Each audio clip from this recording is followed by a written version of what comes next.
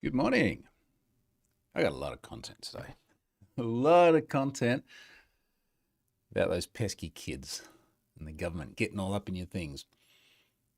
Before that, just while I'm waiting for people to drop in, I I'm troubleshooting Shelley's. Now, for those of you that listen to this for a bit, you're aware that Shelley's are IoT relays. There's little devices that sit behind the power switches of your wall. Power switches, light switches. Can do power switches as well. Mostly for our house. Light switches. I've got, I think, 102 Shelleys. Is that the final count? 102 Shelleys in the house. 102. And the whole point of these Shelleys is that they add automation to otherwise dumb switches. So switches still work like they normally should, but the automation as well, so that we can turn on scenes and things like that. G'day, Stebbits. First in. Congratulations. And for the most part, they work really nice. And the house lights up at the right time and goes dark at the right time, and it's beautiful. And then for some reason, of the 102, like 40 of them stopped being addressable over HTTP yesterday, and I don't know why. Now, I say addressable over HTTP, I can't ping a bunch of them either.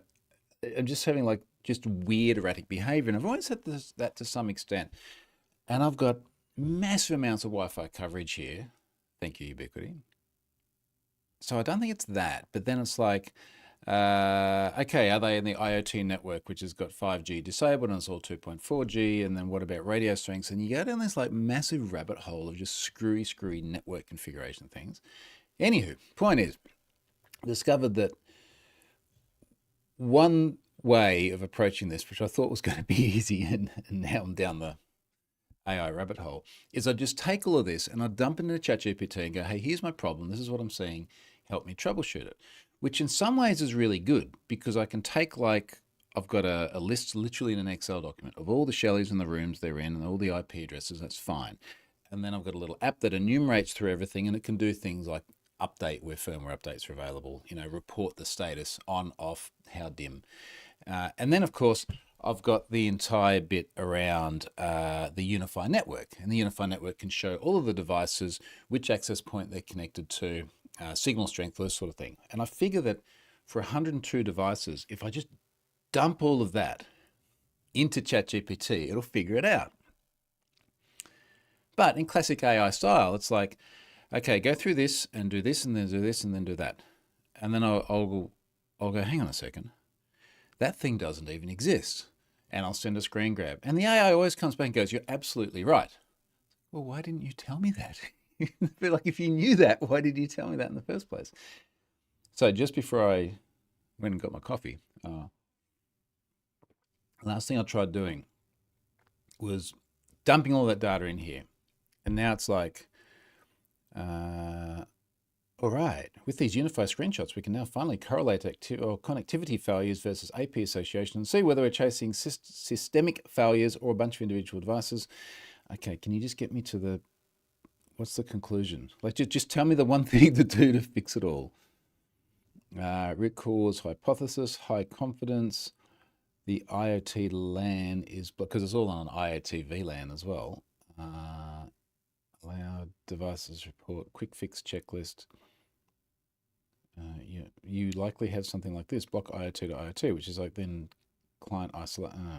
I'll deal with that later. It's painful. The thing that's most, and on top of this at the moment, because this all started because I've got, or had up until a day ago, and now I've screwed everything. I had one Shelly out of 102 that was consistently misbehaving. And I was like, maybe it's just like in a spot in the wall cavity where it's not getting good signal. So yeah, power that down. You're meant to be a licensed electrician. Okay, let's just imagine that I haven't actually changed anything. All I've done is improved the Wi-Fi signal. Anyway, my hope was that it was just going to be one Shelly, and I would just get a licensed electrician to change that one Shelly. But yeah, since I started messing around with stuff, now it's 40 Shelleys. I don't know. That's painful. G'day, George. Marek, Aaron, thanks for joining, everybody.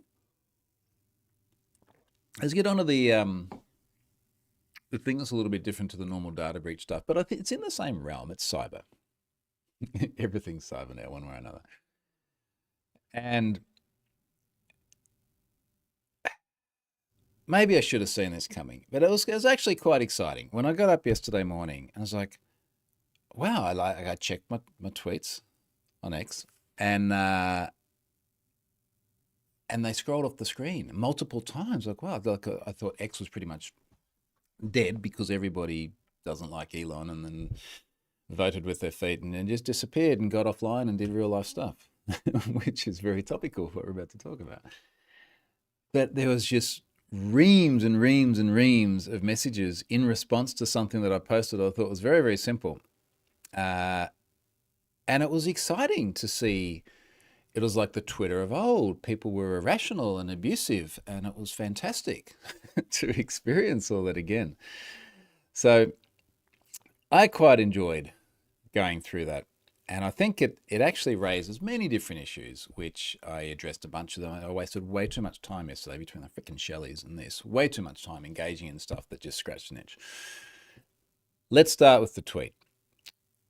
My 13-year-old daughter, Elle, she's been on a live stream before, but we've done things like presentations on stage before. We have consciously decided that she's going to have a degree of publicity from earlier on in life by virtue of what I do and what she's interested in as well. Anywho, she turned 13 around the middle of the year. Now, many of her friends have been given access to social media, namely TikTok and Snapchat, seem to be the two biggies for this demographic, over the course of multiple years. So when they were 10, 11, 12 years old. And we said, my wife Charlotte and I always said, we are not going to give her access to social media until she turns 13, which is the minimum age for the platforms. Now, there are a couple of reasons for this. One reason is I didn't want her losing access to her account later on. And I've got a very good friend. Stefan knows Adam. And Adam's got a couple of daughters who are extraordinarily intelligent, smart people. And one of them in particular had, I think it was an X or back then Twitter account, before she was 13. And she built up a really interesting history doing things like aviation safety stuff, like interviewing pilots who'd landed burning airplanes and stuff like this, and built this really interesting, fulfilling, wholesome, everything about it was fantastic profile before she was meant to have the account. And then after she turned 13, she had changed the age to reflect her current age, thinking that now I'm 13, it will be fine. And Twitter went, oh, okay, you lied. Yoink, everything gone. Everything gone. And that to me has always been, I cannot take that call right now. That to me has always been a bit of the cornerstone of why I don't want the kids to have social media before 13. So we have a 16-year-old son as well, and he got it on his 13th birthday. That's one of them. The other is, regardless of where your needle is on the compass, I think we would all agree there is a point at which it is probably too young to have Snapchat. And there is a point at which you have the maturity. And then we can argue where that needle should be. I thought 13 was actually pretty reasonable. And I still think it is, in the case of our kids. Now, arguably, there are a lot of negative behaviours that come as a result of kids being on social media. Let's go through a few of them because it relates to what's happening here in Australia. The ones that I see with our kids, not so much your son, but our daughter in particular, they're different people.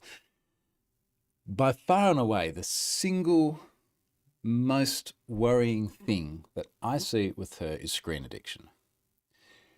Like, how many times have either you done this to your kids, or if you had internet or mobile devices whilst you're a kid, if your parents don't to you, they're like, put the phone down and be in the moment. Would you join us? What is so important that you can't be part of this moment? The screen addiction is the thing that follows everyone everywhere, and we suffer from it too. I suffer from it, definitely. I don't know what to do. I don't have the device. Unless I'm doing something active, then it's fine. Right, so that's number one. Number two, there is definitely bullying. Everybody knows this, right? And again, there's a whole spectrum. There is, I saw some stuff during the week with my daughter on Snapchat where one of the boys was just saying dumb shit. Yeah, like that's the only way to put it. Just dumb shit, using words that he really should not be putting in writing. Remember, it always stays with you. Even if you think it's on Snapchat and it disappears, it doesn't. Like, it's there. Someone will screen grab it. Oh, but they tell you if you screen grab, well, someone get another phone and then they'll take a photo. Don't do dumb shit online. So anyway, it was minor and it passed in the course of a day. And of course, at the other end of the spectrum, we get all the way to the point where kids are consistently harassed. It ruins their lives. In some cases, they take their lives. Like, it's really, really serious, the bullying thing. That has never been much of an issue for us, but I don't like the behaviours that we see there. Never to the point of saying, you should. There's certainly been cases where I'm like, you know what, you should just put that down for the weekend. Come back on Monday, everybody would have moved on to something else. And then the third thing that has worried me the most is it's not unhealthy body image or things like that. I don't see our kids, it's not affecting like their diet or their exercise or things like this. But it's particularly the marketing side of it. Like I look at the stuff our daughter in particular wants to buy when it relates to things like facial products. Look, what is all this stuff? Okay, now I'm a guy. I'm going to have a different opinion, say to my wife. But even she looks at it. She's like, the amount of stuff you're getting marketed, which is just useless crap, and then a lot of it's pushed by very famous influencers and so on, and it all looks fantastic. All of that is just, I think, unhealthy at a very minimal amount for her, but I can see how that would extend and become a real problem for some people. Now, before I get into what's happening here in Australia, the other caveat I'll add here is that by virtue of what I do, the kids have grown up all their lives with me focusing on cybersecurity, privacy, being in the spotlight myself, them being at conferences, them seeing lots of stuff around scams, around phishing, around all the sorts of nasty stuff that happens online. We have so many discussions about this. They live and breathe that. There's not a day that goes by where we're not having some sort of a discussion to that effect. That is not how it is for most kids. Most kids are already more technically literate than their parents by the time they turn 13. Like, there's absolutely no doubt about that. And you see that all the time. Most parents have got no idea what their kids, I would say regardless of age, even much younger than 13, no idea what they're doing online or how to navigate the online world with them. What I'm saying is we're special. This is why, right? Like, it's a very, very different household to most by virtue of my job. Now, here's what's happening in Australia. Last year, Australian government said there are concerns around the three things that I just discussed: screen time, bullying, all the marketing stuff, as well as things like grooming kids online. It's a big problem. It's a really, really big problem in terms of the impact on kids. Arguably, the prevalence of grooming, certainly that leads through to physical interactions or other nasty things, is much less than the prevalence of the other three things I just mentioned, because everyone gets those three things from day one when you're online. But it's one that pulls at the heartstrings. It is a very, very serious problem. So government gets to the point where they're like, a bunch of these things are concerning.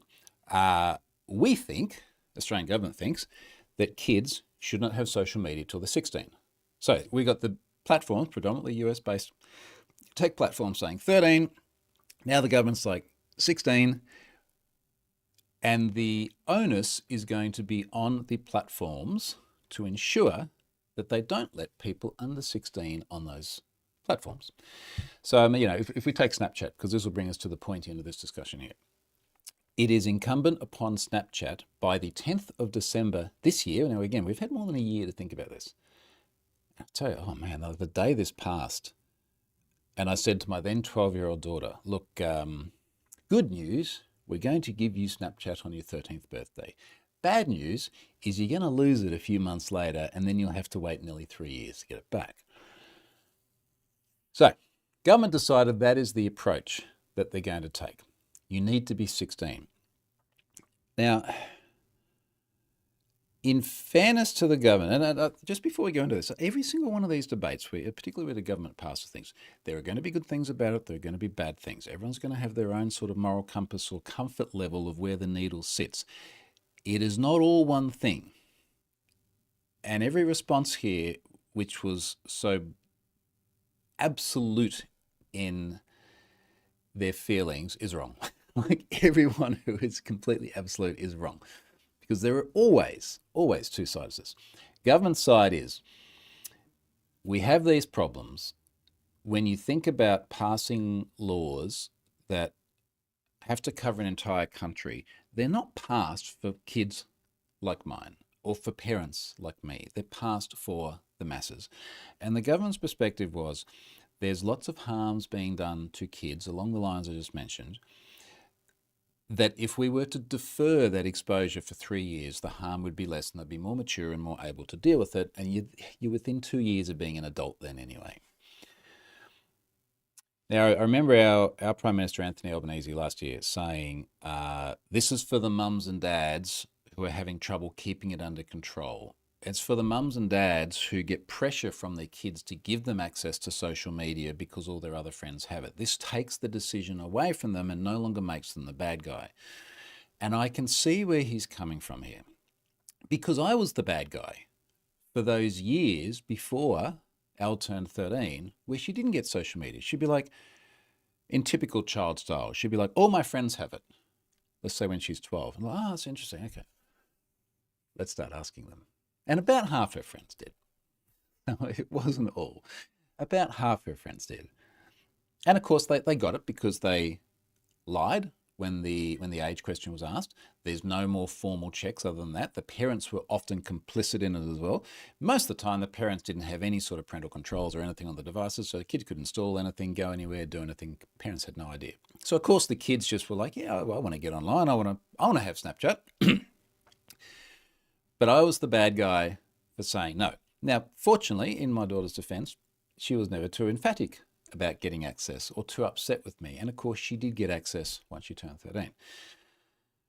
So the point is I understand the peer pressure argument, and I understand the argument that if you take that decision away from parents, they no longer have to be the bad guy. The problem, of course, is that all of that is predicated on assuming that the parents don't want the kids to have it in the first place. And it's also predicated on us accepting that the government is in the best position to make the decision on our behalf and take that option away from us. Now, I started saying before, it's now incumbent on the platforms to implement the controls. If you as a child use it at 13, you're not in trouble. If you as a parent help your child use it at 13, you're not in trouble. But if you as a social media platform make it possible for the 13-year-old to have that account, you're in trouble. And it could cost you $50 million. Now, as 50 million Australian bucks, that's only like 32 million American bucks. Like, it's still a lot of money, right? So the theory is that the pressure gets put on the social media platforms, which in fairness, like, is the right place to put that onus. The problem then is this whole thing about how do you do it? And it's a little bit like the encryption debate. How many years ago was this a big news topic the whole time, where the government would say, you need to be able to provide lawful access to communications, and it's up to you to figure it out. And the platforms would go, well, hang on a second, we've got like end-to-end encryption. How are we going to do this? And government said, oh, I might be like, you guys figure it out. And I think in a way that, in the case of the kids as well, there's differences once we go down the rabbit hole here. In the case of the kids, it is really the domain of the platform to figure out how to do that. And we'll talk about some of the ways that they can in a moment. But it does also divest the government of the responsibility, because they're not specifying precisely how to do it. And without going through and reading boring legislation, the general sentiment is that there needs to be controls that go beyond what's your date of birth? I'll give you an example of the way a lot of our controls work. I like Pirate Life beer. And if I search for Pirate Life beer, I immediately get an ad and I click on the wrong thing because Google is a cesspool of ads. Anyway, if I scroll down, I get another ad. And if I keep going, way down the page, why is it so shit now? Like, is it sponsored? I literally, and then I get Beer Cartel. Why is literally, it's probably like piratelife.com.au. Oh, here's Pirate Life Brewing, which is, oh no, here we go. Piratelife.com.au. It's honestly, Google's so cooked. Anyway, so we go there. You must be at least 18 plus to enter. And then there's a button. It says, I am 18 years of age or older, good to go. Like now here's, to be clear, this doesn't mean you can now order beer and get it delivered to you and drink it, but it's an age gate which is clearly easily circumventable in the same way age gates where it asks your actual date of birth are clearly easily circumventable. And that's the way it was with social media platforms up until now. You could just simply put in your age and make yourself a year old or 5 years old or whatever. So the legislation is worded such that that alone is not sufficient. And the government uses the word reasonable, air quoting for people later on. How many times have you seen this in a legal document? Reasonable.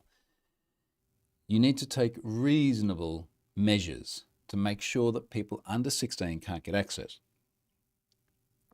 Now, the way this is implemented is going to be different platform by platform. Some of the mechanisms that are being proposed here, actually, we'll take a step back. One of the early concerns we had is that because you need to know the age of the person, because you could lie about the age, you're going to have to ask everyone their age. And not just ask it in like the Pirate Life beer kind of way, but get everyone, including me in my late 40s, to provide some form of identity proof to prove that I am old enough, over 16. Now, that was one of the early concerns. That does not seem like it is going to happen for a very simple reason.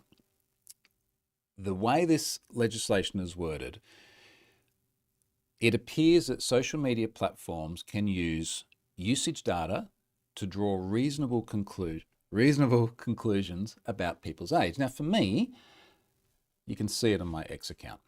All right, what does my X account say about me? If I go on profile summary, oh, that's a Grok generated profile summary. I don't need that. If I go to my actual account, it'll say I've had X or Twitter since I think 2008. Now, that is 17 years ago. So clearly, I'm going to be well beyond that minimum 16 years age limit. So that's number one. So there should not be a circumstance in my case where I would need to provide identity verification data because it is self-evident using reasonable means that I'm over 16. The same with my other social media accounts. Now, let's say I think I got Snapchat in like 2019. So let's say, hypothetically, I got it when I was 9 years old. But what do my usage patterns tell us? Now, here's like a slight divestment from you know what I mean. Every one of these social media platforms is an advertising machine. There is so much information put in front of people, and there are so many connections that you have, and there are so many things that you either click on or just hesitate long enough to read, that these platforms have a very deep understanding about your demographic.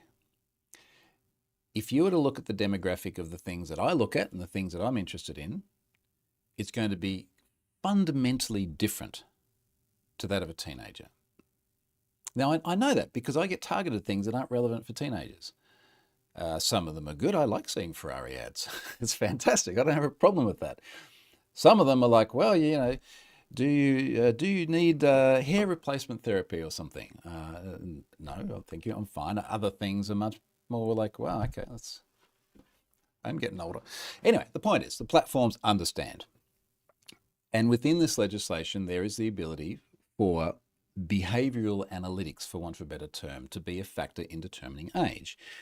Now, what we're going to have is we're going to have a situation where people saying my demographic are very, very clearly, with a very high degree of confidence, over 16. All right, totally out of scope. There is going to be a bracket at the other end of the scale, which is our situation, where she put in her correct date of birth and she got this message here. Account will be locked on deck 10. Australian law now requires you to verify that you're 16 or older to continue using Snapchat. And that's it. Crystal clear, crystal clear. Now there's a grey area. Our son is 16. He is old enough. But I would imagine that it is very hard to tell the difference between someone who turns 16 only very recently and someone who might be 15 and a half. That grey area is going to necessitate identity proof. I'm going to rephrase it. That grey area is going to necessitate proof of age, and it's not going to be self-selecting.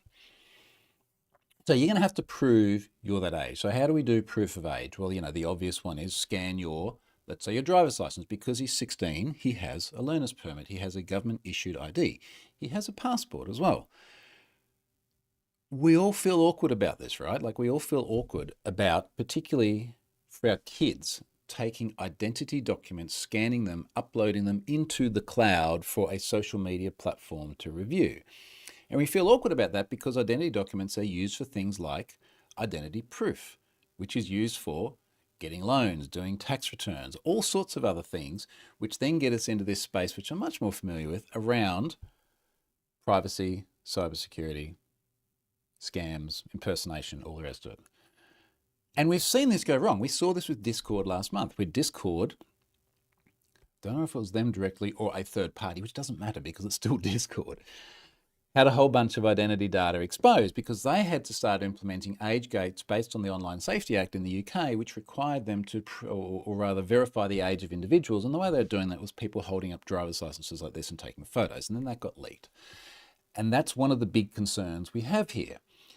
Identity verification, which then leaks and falls into unauthorized hands. Blinking Dodo just says, third party working for Discord, I believe. I'll get to those other comments in a moment too.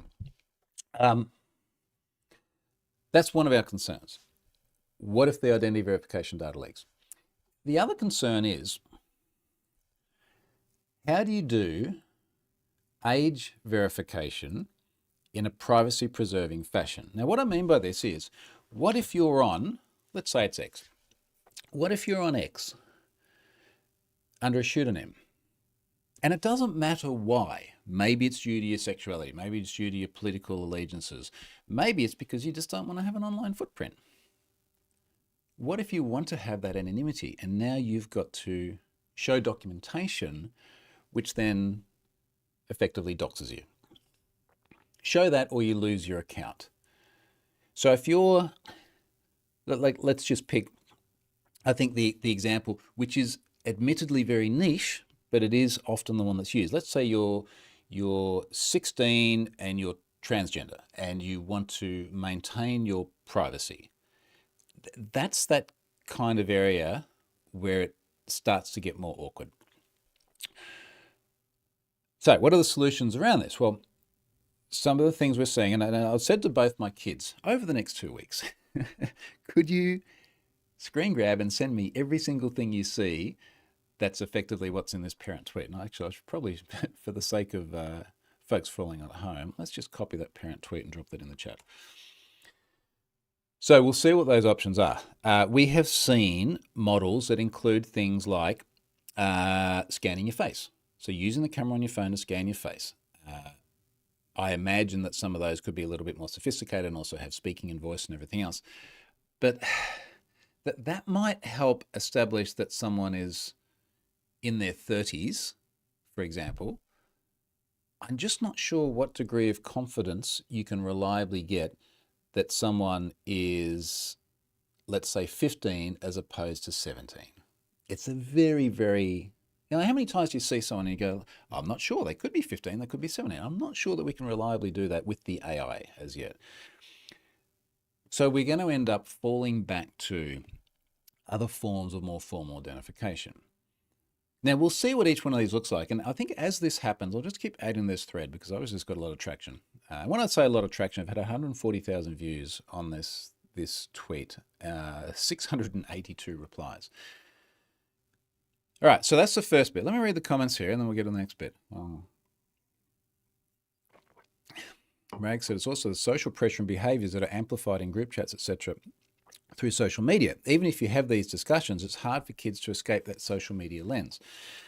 I think related to that as well is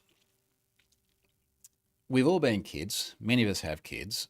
We're all aware of being ostracized as well. Now, one of the things that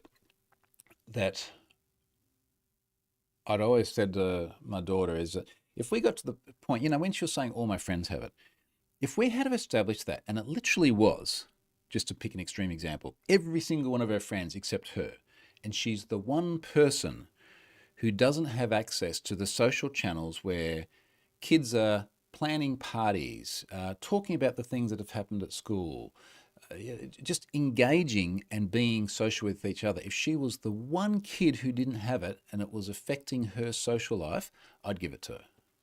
I would have. Now, as I said before, she was about the 50% of the kids that didn't have it. But kids being ostracized is definitely something that we're concerned about. Now, to that effect as well, as this law comes into place, if everyone is able to circumvent it, I will find a way for her to circumvent it. I can probably figure it out. So, if that's the case, but if 20% of people circumvent it, too bad. Like, you're not getting it because you're going to be with the 4 out of 5 of your mates who don't have it. Let's have a look at the other comments here before I lose track of everything. James says, social media ban post blew up. I fully agree with the sentiment that we need to prepare our kids to face what is online. I used to post to bulletin boards back in the day. Yeah, so I got on the internet in 1995 when I was 18. That was the first time I saw the internet. So I got to get to adulthood before internet. And thank God I got to get to adulthood before camera phones. Apparently camera phones, I'm told, is a very old person term. And you can guess who told me that. But you know what I mean. We got to get maturity. I do agree, and I think this is your point here, James, is online life is real life. Now, I vehemently dislike this sentiment that, I'll put it in a blanket way, kids shouldn't be online, they should go outside and play. It's a little bit like saying kids should only eat Brussels sprouts. It's like, well, you should eat some Brussels sprouts, but it is part of a balanced diet. And part of a balanced life is that you're outside and playing.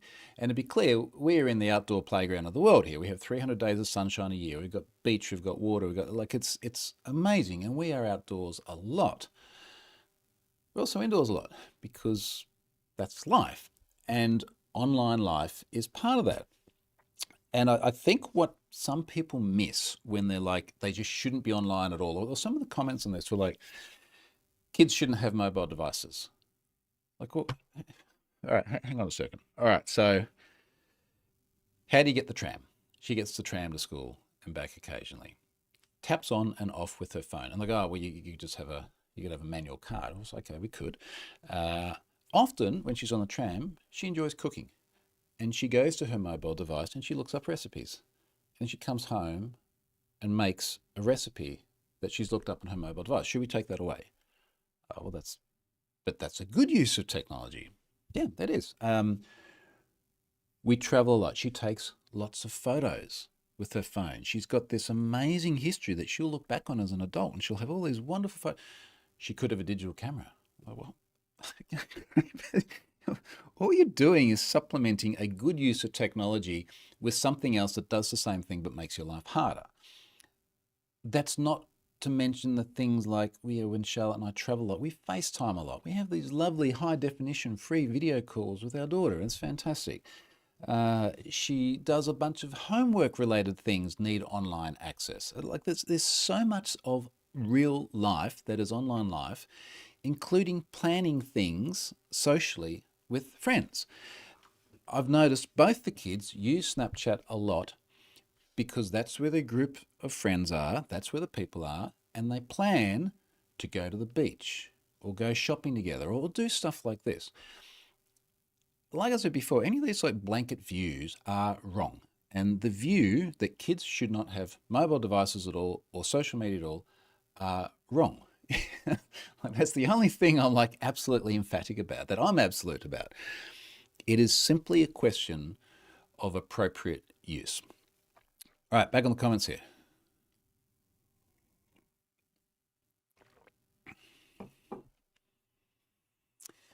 A comment here from a very long username. How's validation going to end up working? The only way I can see it working reliably is giving out ID. Well, we kind of covered this as well. So we've touched on that. And they said a new Optus event every month. So for folks from other parts of the world, Optus, our second largest telco, 2022, they had a major data breach. It leaked a bunch of driver's license data, which then resulted in queues and queues of people around the block at motor registries getting new driver's licenses. Like, it was an absolute mess. Aaron, does Ubiquiti have good parental controls? Let's talk about parental controls. That's a good point, Aaron. So Ubiquiti, being my network provider, they do have an ability to have access to DNS block lists. I use a Pi-hole. So Pi-hole, it runs on a Raspberry Pi. It's free open source software. You can download block lists to that, which will block, not beer websites, because that worked, but it will block known porn sites, malware sites, trackers, all this sort of thing, stuff that is known. The way you get around that, and our kids know this because I talk to them about it, is you disconnect from the Wi-Fi. Now you're on cellular. It's a little bit like the schools have network appliances to block certain services, and the kids know. Pull out your mobile phone, which you're not meant to have in class, but the ability is there. Pull out the mobile phone, turn off the Wi-Fi, or if you have a laptop with cellular capability, you just drop to cellular and now you have access to everything. So let's talk about this sort of hard controls versus, let's call them soft controls, because I think that's part of the discussion here. And it's a little bit like in InfoSec, where we need to have controls that are implemented by websites that don't allow bad passwords, for example. The word password with a capital P and an @ symbol and a 0 is a terrible password, regardless of password complexity criteria. It's just terrible. As website operators, we shouldn't allow that. That is a firm technical control. And then we need to have social controls around how we teach people about what is good password hygiene. And you should have a password manager and strong and unique and all the rest of it.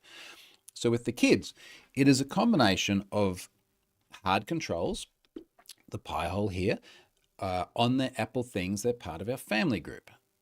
As the course of time has passed and they've got older, we've relaxed controls, but there have been controls around things like screen time. This is free. It's built into iOS. You don't go and pay a third-party company money for a product. You literally just turn on the features, and you can limit the amount of time they spend full stop, or the amount of time they spend on certain classes of apps. You can report on it. You don't have access to their photos and their messages and other privacy invasive things like that. Whole other topic there about spyware. But the point is that there are hard controls. The soft controls, I think, are really, really important. And it brings us back to the core of this issue around the things that kids are exposed to online. It also brings us back to things like the Online Safety Act in the UK, where you've got to prove age to access certain types of content. Anybody, kids especially, will always find a way to see porn. Let's just put it very bluntly. If you don't believe me, not now, wait until I'm finished and find a quiet moment somewhere. Try searching X for porn. Try searching Google for porn. It's ridiculous. And like, okay, I say this with like half a smirk, but it is fascinating how easy it is to access this content. It's not only that, but how easy it is to accidentally see this content.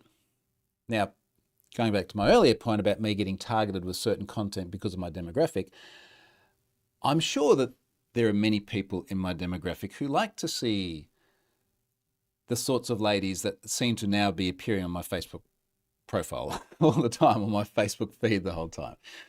The point is that you will accidentally come across all sorts of things as adults and as kids. And hard controls are great and they're necessary, but soft controls and education are absolutely foundational, and they prevail across every platform and every security control. And what I mean by that, it's not all just about porn, but let's talk about scams. You know, in Australia, we're done for apparently about $3 billion a year of reported scams. We don't know about the ones people don't report. Scams are everywhere. We should have ad blockers and tools that can identify when you're on a phishing page and all the rest of it. But we should also have education of the kids so that they understand what a scam looks like. Not just the kids, the adults as well. Discussions with the kids to understand what is the beginning of bullying or potential grooming or any of the other nasty things that happen online. And one of the things that I worry about with all of this is that there is this intention to hide things from kids until they are 16 with the assumption that they will then no longer see it.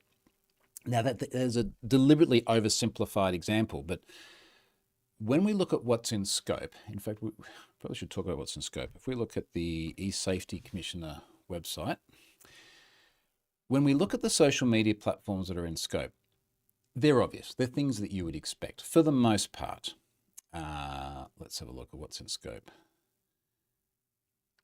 Oh, here we go. Just found it. Which platforms will be age restricted? Okay. I'm going to, you know what? Here we go. I'm going to drop the FAQs here into the chat.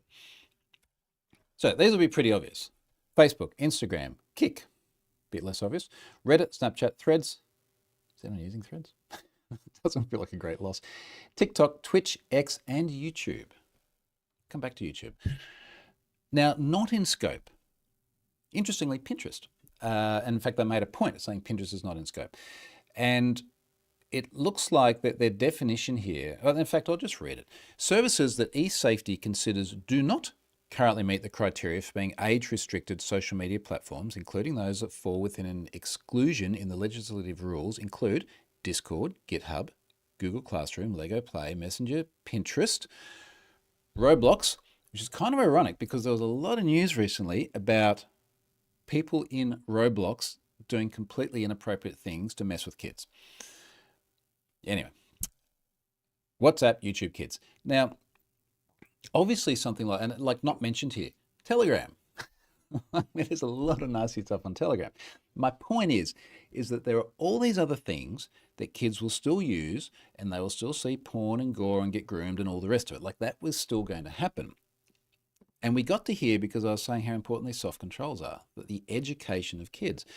And it's not just telling them about the risks online, it's behaviors like how many kids in households where, again, they're probably smarter than the parents, how many kids are sitting in their room on their own, experiencing all of the things of the internet without, not necessarily supervision, but without someone in the kitchen making dinner and they're sitting on the couch and they're like, hey, Dad, I just saw this thing, you know, what is this? Or, hey, I just got this weird request online. They go largely unmonitored and they experience all these things on their own and they have to figure out themselves what these things mean, which can be confusing for a young kid. And they will still see that with these platforms banned. And I think that's a really, really important thing. Like just because the government's like, you now need to be 16 to use Snapchat, doesn't mean you're not now going to be bullied via iMessage instead. Like it's absolutely going to happen. It will move to somewhere else. And that's one of the big concerns I have over this. Let's look at the other comments.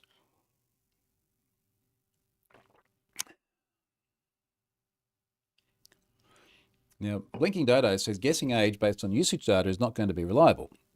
And what about new accounts? There's no usage data to determine one's age then. Anything like this is about degrees of confidence level. And again, it's very much like InfoSec when we're looking at let's say the behavior of a certain account. I'll give you a good example. A company that we all know contacted me some time ago and said, we're using Have I Been Pwned to try and identify bot accounts. And the way we're using it is because we have all been so pwned, if someone signs up with an email address that is not in Have I Been Pwned, they're more likely to be a bot. Or to put it another way, if someone signs up with an email address that was in the Dropbox data breach in 2012, 13 years ago, and then they've got a few others since then, which most people do, this organization can go, my confidence level in the legitimacy of the address is higher. It's not absolute. It's not a hard and fast rule. To your point, you could have a new account, perfectly legitimate person. Doesn't mean they're a bot, but it's about confidence level. And then there are many, many other different attributes that can be used to try and establish the legitimacy of the account. So in this case, when we talk about behavioral analytics, in my case, you could look at my Facebook usage, see it going back to 2008, see this long history of the people I engage in, the things I look at, and with a very extremely high degree of confidence, say that I'm over 16. Now, obviously, the younger you are, the less confidence you're going to have. And to your point, someone brand new. Now, perhaps someone brand new signing up from Australia, in Australia, we'll talk about the geolocation stuff in a moment too, perhaps there will be additional criteria required to establish age. That may mean identity documentation. It may mean photos and videos and whatever else. We'll have to see. Like this is what I'm really curious about. And it's been left vague enough by the government to try and figure it out. My point is that there is a lot of value around analytical, or rather analysis of usage behavior. But to your point, it's not a silver bullet. It's not going to solve everything.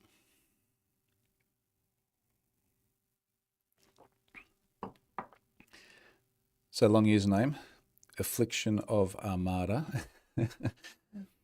I've come to accept opaque secret algorithms, not even the creators understanding, determining all kinds of important stuff in the future, even in the form of people outsourcing thought to LLMs.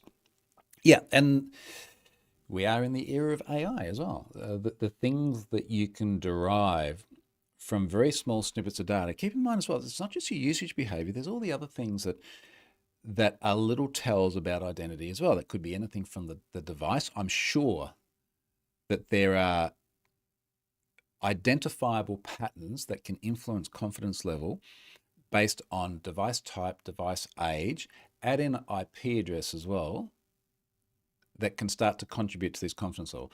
I think what's going to be incumbent on the social media platforms is that when we have cases of, let's say, 13-year-olds still having access to Snapchat, and particularly if there's an adverse outcome as a result of that, that they do get groomed and it leads to something tragic. And then this platform gets brought up before the courts. Please explain, what did you do? They're going to have to detail every single one of these measures that they used in order to try and figure out whether this person was of age or not. So people are doing that. G'day, Scott. Scott's here. Blinking Dodo, you simply cannot verify one's exact age without some kind of ID scanning. Yeah, and I agree, but I would also say you don't need exact age in most cases. I'll give you a good example. We, here in Australia, like most of the world, you've got to be 18 to go and buy alcohol. Now we have these standard signs that are produced by the Responsible Service of Alcohol Council Department, whatever it is. You go in the bottle shop, it says, if you look under 25, your ID needs to be asked for. You go, okay, well, that kind of makes sense, because 18 to 25, and okay, someone's still making a judgment call. Probably like some lowly paid store clerk behind the counter having to look at someone and decide whether they're over 25 or not. My point is that if you take that demographic of people that are in that bracket of 18 to 25, we've got this 7-year bracket here where everything's a bit ambiguous. Over that, it's you're fine, you just get in. You don't need to know my exact age to know that I should have access. It's just those ones in that shoulder. Question here, you mentioned circumvention. What could consequences for parents aiding in circumvention even look like? What about inappropriate use of authorized online services? So the consequences for both individuals, the kids, and parents are nil. And the government's been very clear about that. You're not on the hook for this. The consequences for the social media platform is potentially $50 million. So that's where the consequences are. But let's talk more about circumvention, because I had so many people come back and say, just get a VPN. Now, getting my iPad over here because it's just easier to flick through some of the comments. If you look at the legislation and you consider reasonable controls, I would argue that a VPN, being the single thing that allows you to circumvent this, is not a reasonable control. Getting to that point, you then start to pile on what are all the other observable things that a platform could use to determine that someone might actually be in Australia and too young. The obvious one is geolocation. As soon as you give access to geolocation and this person is regularly in Australia, that's a bit of a tip. You could say, well, you just don't turn on geolocation. Well, first of all, most people already have. Incidentally, just a side note, one of the things I vehemently disagree with this, or about this whole thing, is taking something away from people that already have it. Now, this is not just me having a personal gripe about this because of my daughter, but her waiting until she was of the, I don't think legal is the right term, but of the age where the platforms say you can now come and have an account, waiting until then, doing the right thing, getting access, using it responsibly, then having it taken away, I don't like. I would have far preferred to see existing users grandfathered in. Government could have said, anyone who was born before whatever date it is, I guess in 2012, they're within scope. You know, the kids who've lied about their age and are still 12, they're within scope. Existing users, grandfathered in, you're okay. Let's just roll this whole thing out. It's only going to take 3 years anyway, and then you're basically where we are now. So that's what I would have rather see happen. Geolocation. Anyone who's already had that turned on, you've got a rich history of geolocation. Where your social networks are based. Hey, look at this person. It's like they keep logging in from Zimbabwe. Thank you, VPN provider. But all their friends are in Australia. The interests that you have will be geographically specific. Yeah, this person's in Zimbabwe. Why do they keep looking at information about concerts in Australia? There are many different things about behavior which VPNs won't hide. The other thing is, you got to remember to have it on the whole time. You know, there are many a hacker out there who just that one time didn't have their VPN on, and it brings down the whole house of cards because it's exposed their origin IP and it's game over.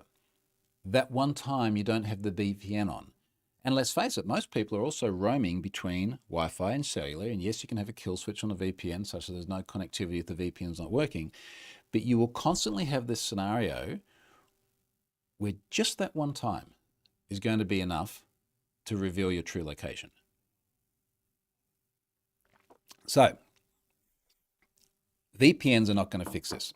And I will be very, very surprised if A, they do, and B, the banhammer isn't brought down really quickly on social media providers who are allowing people to circumvent this by the use of a VPN alone. That's my thoughts on that. Looking at the other comments here. Aaron segmenting some networks. Another topic for another day. Jan's here says, the thing is your soft control there requires trust between the young person and the parent, which I'm sure you know is touchy sometimes. Yeah, and I agree. And it's not just trust, it's the parent actually knowing what they're doing as well. And the parent being both willing and able to invest the time. And really what you're kind of doing here is highlighting the government's position, which is that parents can't just do this on their own and they need government intervention in order to actually achieve that. And there is truth to that. Again, like I don't agree with it quite the way it is, and I'll talk in a moment about how I think it should have been done, but there is truth to what you've just said, and that is why we have this now. As you've then said, you tell the kid, don't touch fire, but they still do it, oh Lord. Yeah. Aaron says, what I don't get about the 25 law is an 18-year-old can sell you the alcohol and judge your age. You know what? It's even less than 18. I learned this the other day. So we have a friend who's got a 16-year-old son, and he can serve alcohol at a drive-through bottle shop. And that sounds really, really weird. And I double and I triple check this, and it is actually legit because he's got to do the responsible service of alcohol training. He can't taste the alcohol, but he can sell the alcohol to adults, and he can challenge adults to provide ID. In fact, he has to if they look under 25. So, yeah, you can be under 18 and actually serve, at least serve enclosed alcohol. I'm not sure that he could work in a bar, but he can work in Australia, we call them a bottle shop, an off license, Scott, an off license, and actually serve alcohol that way. Scott says, now TV streaming services won't allow me to stream the F1 without geolocation enabled, so you can't trivially VPN around it. Now, I figured that out the other day as well when we were in Belgium and I was trying to watch the F1 with I was trying to use the KO app, which I have a subscription for. And normally in the past, I have just VPN'd back into Australia and we're fine. And now it's like, nope, doesn't work. In fact, what was weird, it didn't work on my iPad. So we ended up watching the F1 on my iPhone, which it did work on when I was VPN'd in Australia. So yeah, who knows? Sonia, g'day Sonia. Sonia's here. Why do platforms need to keep age verification documentation once it's validated? To prove they actually did it, wouldn't it minimize the risk of data if it wasn't stored? And this is the Optus argument as well. And someone mentioned Optus earlier on, where they did identity verification and then they kept all of the information and then they had a data breach and it got exposed.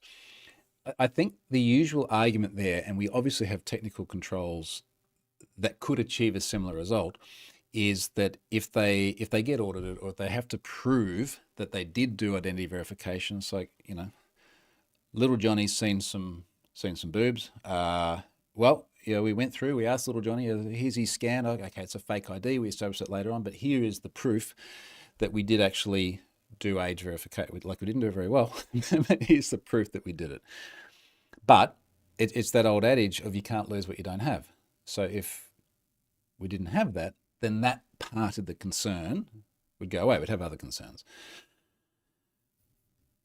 Scott says, if you're streaming on a phone, you have to grant location services so the VPN doesn't help. And I think that's what happened to my iPad, but maybe I just had like an older version of the app on the phone and it didn't, I don't know. It's annoying though. Marek says, you don't need geolocation. Many of the non-geotagged photos in Google Photos can be searched on where they were taken. But I mean, I think that's a perfect point, because most of the photos we take on these devices are going to have geotags in them. And then because of the nature of social media, you're going to want to be able to share those photos so they have access to your photos.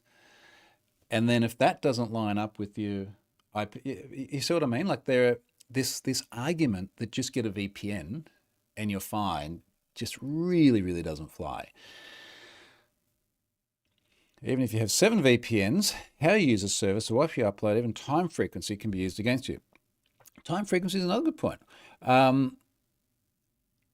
There are very predictable usage patterns that align with times of the day. And if your IP address doesn't align with that, then you're going to have a problem. So what you got to do, kids, is you got to VPN into a place that's on the same, so longitude or latitude, the uppy down one. You know, like if you're in Australia, VPN into Singapore. But as we've already established, that alone shouldn't be sufficient.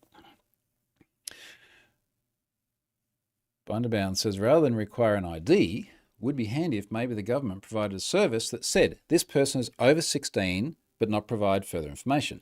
Right, let's talk about that, because there's a lot of truth in this and some problems.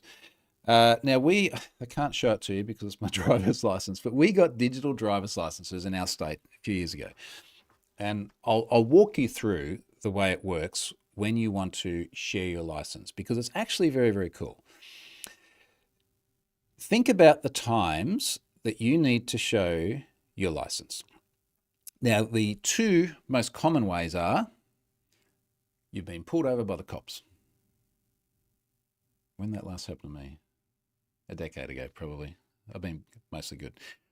Get pulled over by the cops. You've got to show your license. Your license needs to, at least here, and I assume it's very similar in most rest of the world, your license needs to have your photo, your name, your date of birth, your home address. It needs to have the classes of vehicle that you're licensed to drive. It has a lot of personal information. The other time you're most likely to pull out your license is when you need to prove that you're old enough to get beer. So you go in a pub here in Australia, it's 18.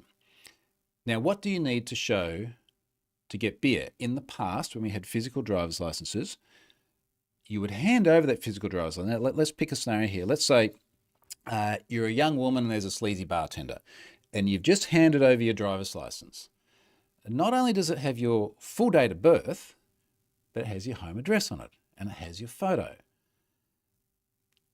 That's bad. Like, there's obvious privacy risk to that. Because what did the bartender actually need to know? They only need to know one thing. Am I older than 18? That's the only thing. So what we have with the digital driver's licenses is I can go into digital driver's license here. I can see all of the stuff here as I look at the whole thing that was on my physical driver's license, but I've then got a show QR button, and I can generate a QR code, and I can decide what I want to share on that QR code. Just trying to remember how to do it. All right. So I can show this screen. Select the information you need. So there's a screen here where you get to decide what information are you going to show. Now, actually, no, this goes the other way. So every one of these licenses is, or license apps, is not just a retention of your own license, but you can scan someone else's license. So the bartender, for example, can use their own phone with the scanning app. And what happens is I've selected Scan QR, and I can now tap a button which says someone is 18 plus. Now it says, do you need to retain this information? The app will request consent from the person whose details you are verifying.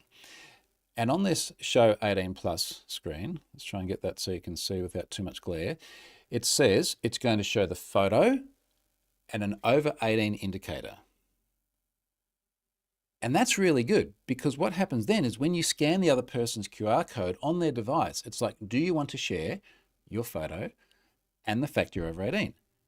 And that's it. There's a little slider here I hadn't noticed before. It says, I am going to retain these details. And I assume that that information is then conveyed to the target wallet or target digital driver's license. I mean, there's also other stuff in here. Well, there's a lot of stuff. QBCC contractor license, which I think is the Queensland Building Council something. So if you were to share, or if you were to request that of someone, it would have their photo, their name, their license details, the issuing country, and the issuing authority. That's really cool. If you were to request the marine license, I have a boat license. If I get pulled over by the water police, photo, name, date of birth, over 18 indicator, kind of seems redundant if you've got the date of birth. License number, Queensland Marine license details, address, signature, card number, issuing country, issuing authority. Now that's what the water police, or if we're on the road, the highway police would actually need. So that's kind of like the long answer to, we have technical constructs that can convey just sufficient information to be able to, in the case of the social media thing here, prove that you're 16. But here are the problems with that. First problem is that you've got to have 16-year-olds having this form of very formal identification. Now, as I said earlier on, when you're 16 in Australia, you can get your learner's permit. Our son has his learner's permit. It's effectively a driver's license. He has the same digital driver's license app.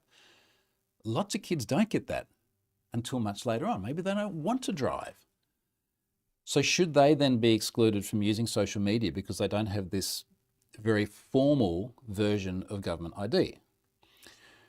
The other thing is that you will always have to overcome the social barrier, which is, do I want to show a government ID in order to use Snapchat? And it doesn't matter how well it's implemented, and from everything I've seen, I think this one's implemented very, very well. By the way, it's state by state in Australia as well. So there's another problem for the social media platforms. But maybe you don't want to show a form of government ID. And even though, in this case, let's say use the driver's license model here, even if it is only showing like your photo and the fact that you're 16 or over, people will push back because it's a government ID. And I'm accessing this service showing government ID. And it doesn't matter that the technical controls may not relay any personal information, and it may not matter that you can still be completely anonymous. That's still going to be a barrier to entry. And people will say privacy, anonymity, not happy about this. So that remains a problem. Blinking Dodo says, I hate the idea that the government is providing an age verification service. It's too much control to them that they could abuse. Well, let me argue this both ways. First of all, the government knows who you are. As soon as you're born, they know who you are. There's a true story. I did it. I remember I was in Perth. I was doing a user group talk, and we were talking about digital driver's licenses, and I was sort of talking about everything that I just showed you there with the license, with the QR code and requesting information. And I kid you not, there was someone in the audience who said, I don't like this. I don't want to give the government that information. So, well, do you have a driver's license at the moment? Yeah. Well, they already have that information. Like it's all there already. It is the connection or the perceived connection of that information, which the government already has about you, to the services that you may not want to create the association to. That's the problem. And I think, Blinking Dodo, that is your point here. Now, we're already more than an hour into this, but I just think it's interesting. Apparently a bunch of you do too, because there's plenty of people left. The next problem here, where was I going with this? Verification. Oh yes, there's a whole tinfoil hat, I think is the only reasonable way of putting this, tinfoil hat view that the government is only doing this to push a government ID and get everybody's data. Now, I don't agree with that. And part of the reason I don't agree with that is because I think the reasons that they have represented for doing this are actually very valid. We're going to get to the bit with how I'd do this differently. But when we sort of go back to, I'm literally on the E-Safety Commissioner's page here. When we go back to looking at why they're doing this. So here we go. The age restrictions aim to protect under 16s from pressures and risks they can be exposed to while logged into social media accounts. These come from design features in the platform that encourage them to spend too much time on screens, for example, by prompting them with streams of notifications and alerts and pressuring them to view disappearing content, increase the likelihood of exposure to negative, upsetting, or manipulative content served up in their feeds by algorithms. These features have been linked to harms to health and well-being, including increased stress levels and reduced sleep and concentration. That is 100% accurate. That is a real problem. And incidentally, Australia is going to be the first country, as far as I know, to do this for under 16s, but many other countries are planning similar things, and I know that they're watching very closely what we're doing here in Australia. This is not just an Australian government overreach thing. This is a genuine health concern. So I don't like the argument that this is only being done for nefarious reasons. And I think sometimes what people miss, I have a bit of a different view on this because I get to spend a lot of time with government and a lot of time with law enforcement. And every single one of those people making these decisions put their pants on one leg at a time, and they have kids and they have families and they have the same sorts of problems that all of us have. It is not some sort of cabal of overlords sitting there figuring out how to get into all your things. Undoubtedly, there are times where there's government overreach and things that are done that I don't think are in our best interest. But I don't like the assertion that this is only there because there's a whole bunch of people figuring out how to mess with our lives. That's just wrong.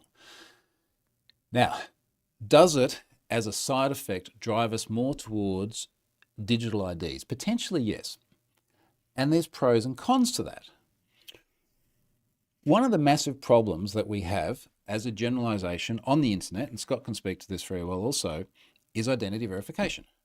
How do we know who we're talking to when we really need to know? How do we know which website we're talking to when we really need to know? Yeah, I have very publicly fallen victim to a phishing attack before because I thought I was in a place which was different to the real place. It's a hard problem. We don't have good solutions to it. How do we prove the identity of an individual? I signed up at a new financial institution this week. You know how they password protected the documents they sent to me? Last name plus postcode. That's what identity verification looks like today. I know that our accounting firm, the way they password protect the PDFs that they send me is date of birth. Like, and the reason they do that is because we don't have good, consistent, unified identity verification technology. The only way that we're going to be able to do this in a consistent fashion is going to be a government ID. Like, we do not have the ability to do that via a social media platform, particularly ones that are based in the US, and most of us are somewhere else. 96% of people are not American. I know this comes as a shock to some Americans, but yeah, most of the world is not. Government identity verification technology can do an awful lot of really good stuff, but there are the privacy concerns. Like, that's not to downplay the point that you've made here, but I don't want to. I think it's just sort of throwing the baby out with the bathwater a bit, where like anything government is just bad. Affliction of Armada. As above, opaque algorithms, they work for 99%, are good enough these days. So here's the other way of thinking about it. This doesn't have to be perfect. Look, there are things in life that have to be perfect. If you are building aeroplanes, you need to make sure it doesn't crash. Like, 99% is not good enough. You need to be 99.99. You need to be like an absolute hair's breadth of a rounding error off, 100% safe all the time. Identity verification for a service like this. Let's imagine, for example, Snapchat gets it right 80% of the time. 4 out of every 5 people who are under 16 are correctly excluded from using the platform. 1 out of every 5 manage to sneak through. What does that mean? Well, what it means in the case of our daughter is that most of her friends are no longer on Snapchat. So their social groups will move. They will move away from Snapchat. Their dependency on Snapchat will decrease. And they'll all go to iMessage and abuse each other there, right? Like, the thing will move to somewhere else. It doesn't matter if it's not 100% right. It only needs to be right enough. And it will be really interesting to see if we get any empirical data later on about how often did the platforms get it right versus get it wrong. I'd love to see that later. What else we got here? Marek says, so effectively, on the 10th of December, a large number of Australians will instantly move to Japan, Singapore and such. Well, you might have joined later, but that's not going to work. That should not be able to work. Scott says, I also think getting kids off social is a great thing. I hope they bring similar restrictions in the UK. Yeah, and again, I think it's how it's done. I mean, Scott's a good example. So I know that your son and my daughter were communicating on social the other day, and I can't remember what channel. It might have been like iMessage or something. And it was so nice. We're all going to hang out together for New Year's Eve, and the kids were planning some stuff. And I think that is an example where technology can be wonderful, and it bridges this gap that we otherwise have from one side of the world to the other. And they don't need Snapchat to do that. They can do that with iMessage or WhatsApp or something like that. So I think that's fantastic. I like those cases. Blinken Data says, I guess we differ from views, as I no longer believe that the EU wants to protect the kids. But I think the issue I have with this, and to Marek's response here, I believe the EU is watching closely and is contemplating introducing similar laws. When you say the EU, you're talking about mums and dads and normal people in government positions trying to pass policy that, okay, gets them re-elected. That's one of them. But ultimately, to get re-elected has to be in the interest of the people and the things that the people are going to vote for. Now, these people who are the lawmakers have the same problems that we have. And to Scott's point, a bunch of them are sitting there going, I think getting kids off social is a good thing. Because they're having the same problems. They're still normal people. They're just doing underpaid jobs where they get to make big decisions by their constituencies, or rather elected by their constituencies. So I just think you just got to be careful with that. When I feel like in people's mind, there's like some big orb up there in the sky with like faceless individuals who are just trying to screw you over. And they honestly couldn't be further from the truth. Again, that's my experience, but I think I'm in a unique position there. All right, so here's how I would do this. I think that there is much more of a continuum or there should be much more of a continuum than no social, no social, no social, no social, get to 16, all the social. Let's have a 13 to 16-year-old set of requirements. Now, we could have, as an Aussie government, said, for 13 to 16-year-olds, all the same identity verification stuff. We already had that discussion. But you know what I'm going to do? I'm literally going to read from Instagram for Kids because they actually summarize it really, really good. So there is an Instagram for Kids. Protection for teens, peace of mind, or is it Instagram for teens? So this is September last year, introducing Instagram teen accounts, built-in protections for teens, peace of mind for parents. Now, let's just see what it actually does so we can cut to the chase. There's a video. That's not great. Oh, here we go. I'm going to drop this in the chat as well for people that are interested. Private accounts. With default private accounts, teens need to accept new followers, and people who don't follow them can't see their content or interact with them. This applies to all teens under 16, including those already on Instagram. Messaging restrictions. Teens will be placed in the strictest messaging settings, so they can only be messaged by people they follow or already connected to. So just imagine for a moment that our legislation, rather than just saying you get nothing at all, was saying that if you are old enough to use the platform, 13, but you are under 16, accounts must be private by default. There must be messaging restrictions so that you can only be messaged by people you already follow or are connected to. Sensitive content restrictions. Teens will automatically be placed in the most restrictive setting of our sensitive content. Limited interactions. Teens can only be tagged or mentioned by people they follow. We'll automatically turn on the most restrictive version of our anti-bullying feature. Time limit reminders. Teens will get notified, telling them to leave the app after 60 minutes each day. Sleep mode enabled. Sleep mode will be turned on between 10 p.m. and 7 a.m., which will mute notifications overnight and send auto replies to DMs. This is great. Like, this is fantastic because this gives you the transition from no social media to holy shit, look at all the stuff on the internet. Like, that's a good middle ground. It's a 3-year transition period. I'd much rather see the government pass legislation requiring these things and then get the platforms to do it. And obviously Meta's already done this with Instagram anyway, so they've got one, you know, they're heading in the right direction here. All right, now, let's find some of the fun responses. I should have actually favorited these. I really should have. But it was almost a bit, like I said earlier, a little bit reminiscent of the Twitter of old. Some of the replies that came through about this thread. Now, one of the themes was, and this was a really vocally, I wish I could find some of these, vocally aggressive theme is, why would you give your 13-year-old daughter Snapchat? It's full of pedos. I think the term I often saw used was, it's only used by pedos. Now, I talk to the kids all the time about this. I see a lot of their social media usage.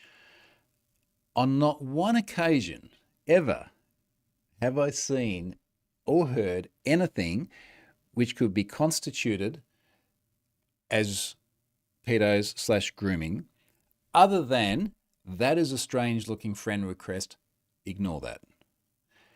So this idea, and I felt a bit, and I didn't do this because it would only blow things up. I felt a little bit inclined to say, well, it may have something to do with the way that you interact with people on these platforms. Obviously, everyone's experiences differ, but that is just a dumb thing to say. Like, it is not full of pedos. There is a problem with that, and Snapchat appears to be overrepresented with the grooming problems. But to go back to the point here about these, you know, the Instagram for Teens things, there are other ways of dealing with this as well without killing the platform altogether. One person said I should be reported for allowing my daughter to have Snapchat at 13. I obviously disagree with that. I put all of this in the tweet thread, but I went and pulled some data on the usage of social media platforms by teenagers. And I was interested as well, like, is it a cultural thing? Is it more prevalent, for example, here in Australia? Because as some other people said in the thread, they're like, pretty much every Aussie high schooler is on Snapchat, and the other ones as well. It is ubiquitous, rightly or wrongly. It is very, very extensively used. So that the premise that somehow you are an irresponsible parent by allowing a 13-year-old to have access to Snapchat does not pass the bullshit test. A comment here, blinking Dodo. Clarification, not saying that all government is evil, just that everyone who's pushing the law is doing it with the best, just that not everyone pushing the law is doing it with the best intentions in mind. I think what we could fairly say is that there are multiple different motivations. But I do think that most people recognize that there are risks associated with social media of the kind that I've mentioned before. I feel like the grooming pedo thing is a little bit like sharks in Australia. You know, like people come to Australia and they're very worried about the sharks and the spiders and the crocodiles. And every time I have guests come here, I'll go, do you know what the most deadly animal in Australia is? And I'll be like, oh, like it must be the sharks or the snakes. So no, mate, it's horses. Horses are our number one most deadly animal in Australia. And I'm pretty sure number two is dogs. And you do not see people losing their shit around horses and dogs, but you do around spiders and crocodiles and things like that. And it's not just around that, but just the paranoia about people being scared to get in the water. And I say this the day after we've had a fatal shark attack in Australia. So this is not great timing. But I think when I pulled the stats the other day, we have like 2-point-something fatal shark attacks a year in a country where we're very, very centered around the water and we're in the water all the time. But people will lose their shit about getting in the water because of the worry of a shark attack. And I think a lot of this is the same with the pedo argument, where they're like, I'm really, really worried about my children getting groomed. And you should be very conscious about that. But in terms of likelihood, you should be much more worried about screen addiction and the long-term negative effects that has on people. So anyway, sharks and horses. So yeah, that was a constant theme. Like, why would you possibly give people that? And I just, again, like it's parenting is such a personal thing where people have different tolerances, but certainly the idea of 13-year-olds using social media should not be seen as something highly unusual or abhorrent or anything like that. Like that's just not right. Milford, apologies guys, just got off the Humor aircraft. Switching back into tech uniform. All right, let's do it. I think we're sort of starting to round this out. What else was actually left there? What else was left in that thread?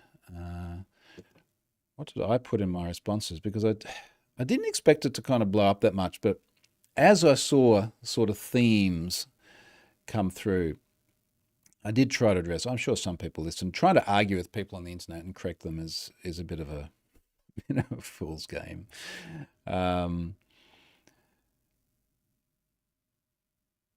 Should legislation look like screen time?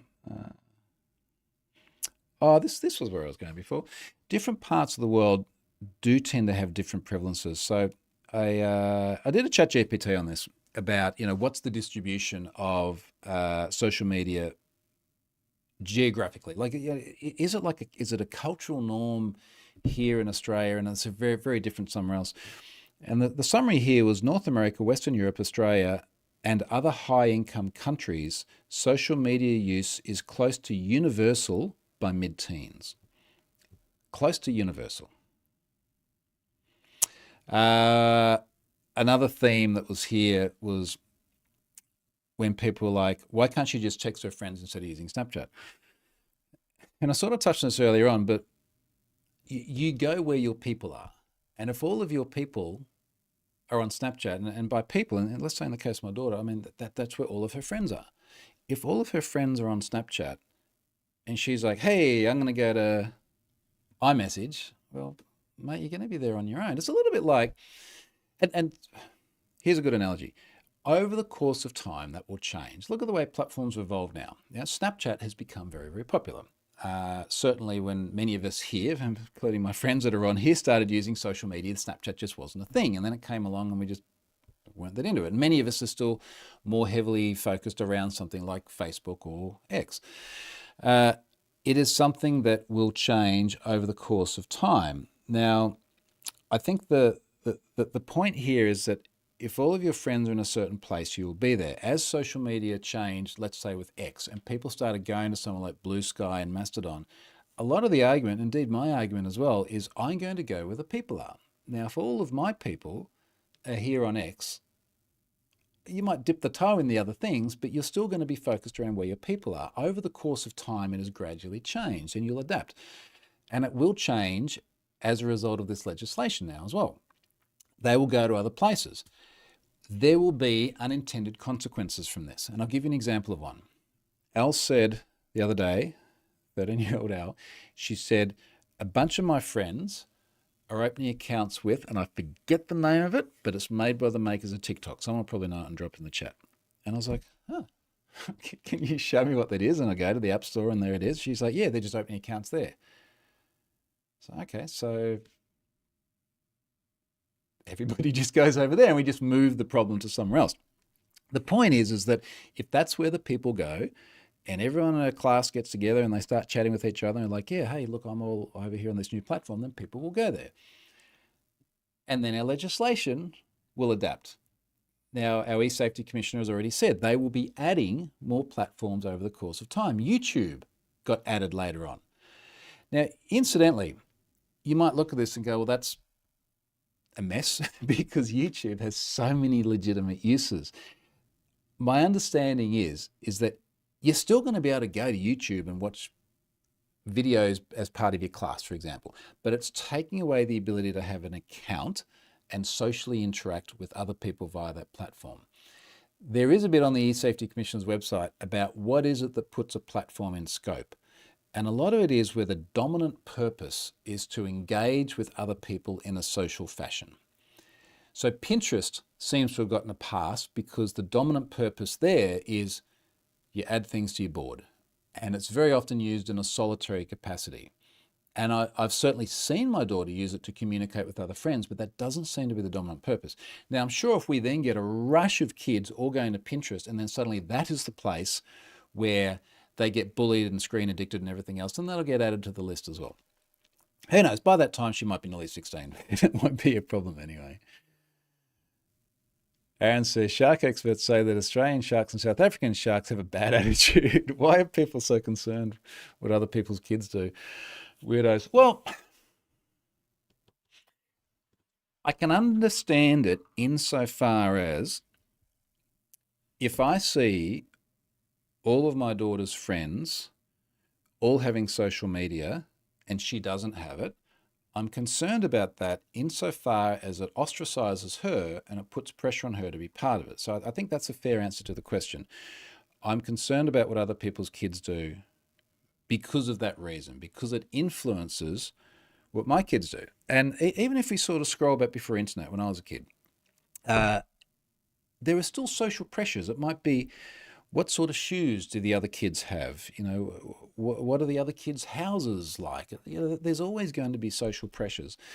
So I think the answer to that is what other kids do does have an impact on your kid as well. Now, having said that, I think the responses I got, near abuse I got, ironically enough, on social media about the fact that I let my kids use social media at 13 was dumb, but here we are.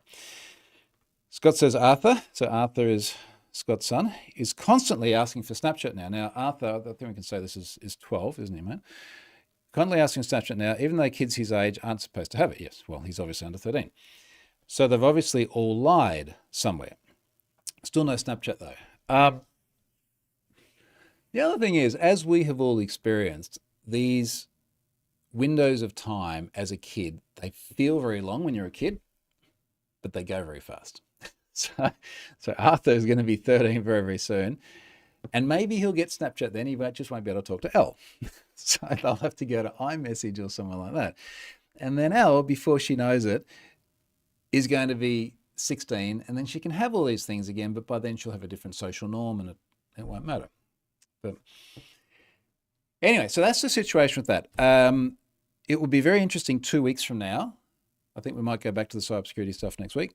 2 weeks from now, let's see what this actually looks like, because by then I'll have screen grabs and videos and stuff from my kids. I'll know what it is that they're seeing. It'll be really fascinating to see how the government implements this. We are the guinea pigs here in Australia. This will be the first of many countries that implement very similar things. There are some good bits, there are some bad bits. Let's not paint the whole thing with a negative brush. I certainly can't paint the whole thing with a positive brush either. Let's wait and see. All right, folks, going to wrap it up there. Catch you next week.